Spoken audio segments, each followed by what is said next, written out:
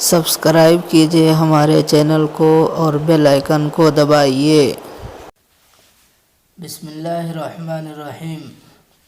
طنز کے نقصانات۔ آج تو کچھ لوگ ایک دوسرے کو خوش کرنے کے لیے جھوٹ بولتے ہیں۔ جی ہاں، آج کل لوگ ایک دوسرے کو خوش کرنے کے لیے جھوٹ بولتے ہیں۔ ایسا نہیں کرنا چاہیے۔ کسی پر طنز کرتے ہیں، یہ بھی صحیح نہیں ہے۔ کسی کا دل جلاتے ہیں، یہ بھی غلط ہے، ایسا نہیں کرنا چاہیے۔ یاد رکھے کہ تلوار کا وار ہمیشہ جسم پر ہوا کرتا ہے، مگر زبان کا وار ہمیشہ دل پر ہوا کرتا ہے۔ اس لیے فرمایا، قرآن پاک میں اللہ تعالیٰ نے فرمایا، اے ایمان والو، تم میں سے ایک جماعت دوسری جماعت سے مذاق نہ کرے، یعنی ایک جماعت دوسری جماعت کا مذاق نہ اڑائے۔ اسی لیے مذاق کرنے کو، یعنی کسی کے ساتھ طنز کرنے کو، کسی کا دل جلانے کو منع کیا گیا ہے۔ کیوں؟ اس لیے کہ زبان سے الٹی سیدھی باتیں نکلتی رہتی ہے۔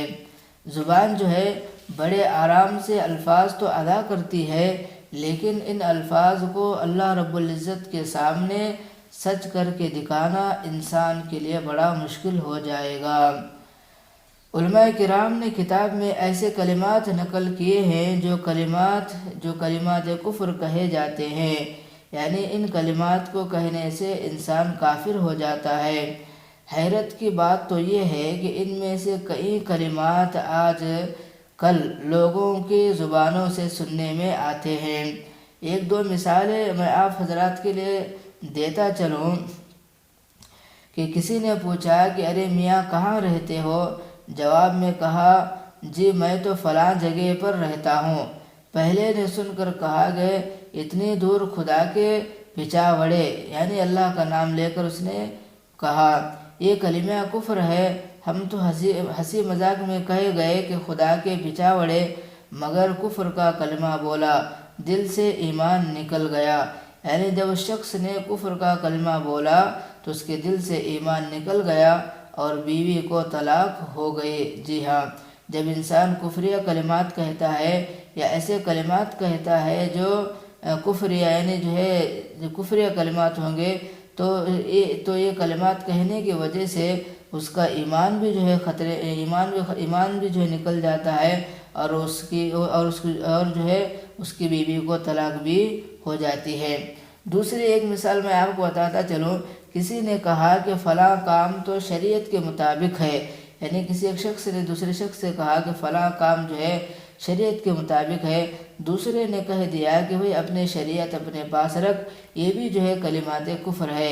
یعنی اس طرح کہنا کہ مجھے تیری شریعت کی کوئی ضرورت نہیں ہے، اپنے شریعت اپنے پاس رکھ، تو ایسا کہنے والا شریعت کا انکار کرنے والا ہوگا، اور ایسا کہنے سے وہ انسان کافر ہو جائے گا، اور اس کے دل سے ایمان نکل جائے گا، اور اس کی بیوی کو طلاق ہو جائے گی، پھر وہ انسان کافر ہو کر رہے گا۔ اب آپ بتائیں کہ اس قسم کی کتنے باتیں آپ آئے دن، یعنی روزانہ اپنی زندگی میں سنتے ہوں گے۔ ایک دفعہ میں ایک فیکٹری کے مینیجر کے پاس بیٹھا تھا۔ اس نے کسی آدمی کو بلایا، یعنی جو فیکٹری کا جو مینیجر تھا، اس نے کسی دوسرے آدمی کو بلایا، اور جو آنے والا انسان تھا وہ اچھا خاصا سمجھدار اور دانا بینا، یعنی نیک انسان تھا، بلکہ چھوٹے اس نے داڑھی بھی رکھی ہوئی تھی۔ مینیجر نے پوچھا، سناؤ بھائی کیا حال ہے؟ یعنی مینیجر نے اس آنے والے جس انسان کو بلایا تھا اس سے پوچھا کہ سناؤ بھائی تمہارا کیا حال ہے؟ کہنے لگا، صاحب پہلے تو 5 منٹ میں دعا سنتا تھا۔ کون؟ اللہ، یعنی اس آنے والا شخص کہنے مطلب یہ ہے کہ اللہ تو پہلے میری 5 منٹ میں دعا سنتا تھا، اب پتہ نہیں کہاں چلا گیا۔ یعنی کہہ رہا ہے کہ اب معلوم نہیں اللہ کہاں چلا گیا ہے، سنتا ہی نہیں ہے، اور میں نے بھی نماز پڑھنی چھوڑ دی۔ میرے بھائی، اس طرح کی باتیں بھی کہنا کفریہ کلمات ہیں کہ اللہ پہلے 5 منٹ دعا سنتا تھا، اب نہیں سنتا ہے، اور میں نے نماز پڑھنا چھوڑ دیا، یہ بھی صحیح نہیں۔ اس طرح کے الفاظ بھی کہنا صحیح نہیں ہے۔ اب آپ ایک لمحہ بیٹھ کر کے سوچے کہ اللہ کی شان، جلالت و شان کو سامنے رکھے، اور اس بندے کے طرز کلام کو دیکھے، تو یہ بندہ بات کہہ رہا ہے، اس پر غور کرے، تو ہمیں پتہ چلتا ہے کہ ایسی باتیں کہنا بھی یہ اللہ کو پسند نہیں ہے۔ اس لیے جو ہے جب بھی ایسی باتیں سنیں استغفر اللہ ربی من کل ذنب واتوب الیہ پڑھنا چاہیے۔